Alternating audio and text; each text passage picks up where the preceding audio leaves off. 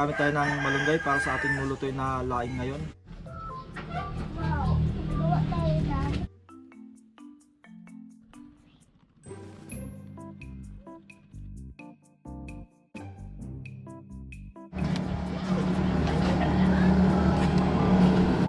Kamusta kayong lahat mga kaaro? So ngayon naman ay ang gagawin naman natin ngayon ay gagawa tayo ng laing. Pero yun guys, iba yung gagamitin natin. Gagamit tayo ng malunggay para sa ating lulutuin na laing ngayon. So yun guys, ibibilad muna natin to. 2 araw muna bago natin to mailuluto. So yan mga kaaro, ibibilad muna natin siya bago natin siya maluluto. Yan kusa nang matatanggal sa tangkay niya yung mga dahon niya. Ito mga kaaro, kapag bilad natin ng ganito, ang kagandahan yan, hindi na natin kailangan na isa-isahin pa para tanggalin sa kanyang tangkay yung mga dahon. So pag nabilad yan, malalaglag na rin yung mga dahon niya sa tangkay, kaya hindi na tayo mahirapan. So yan yung isang discard ng malunggay.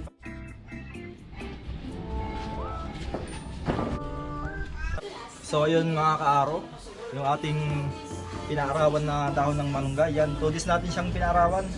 At ito na yung itsura niya ngayon. So ganun yung kagandahan guys pagka pinarawan siya bago siya tanggalin sa dahon. Ano, mas madali na siyang tanggalin, halos ipapagpag na lang. So yan, gagawin natin na laing. At meron na tayong pangsahog na karne ng baboy. Yan. At lalagyan din natin ng dilis. So yung ibang ingredients pa natin ay yan. Mag-iiwa pa tayo ng luya, bawang at ng sibuyas. At meron din tayong gata. Ayan, umpisa natin magluto ng laing na malunggay.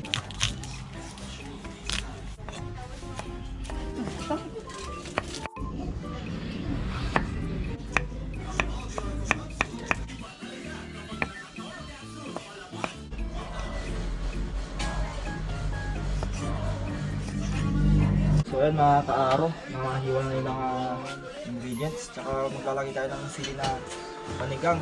So tsaka ito guys, pipigayin pa, binabaran ng yelo, ng tubig na mainit para kuhang-kuha yung katas ng niyog.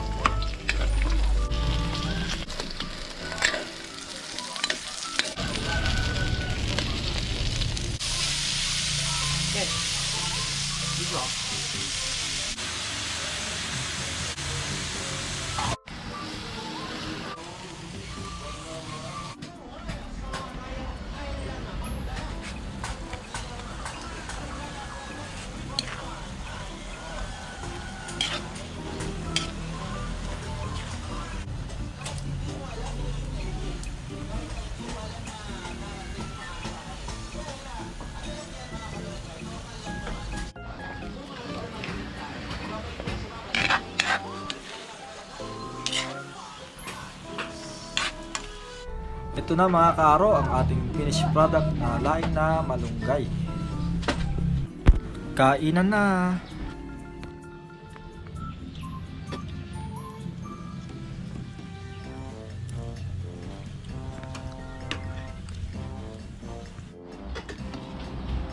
Sarap lang tom.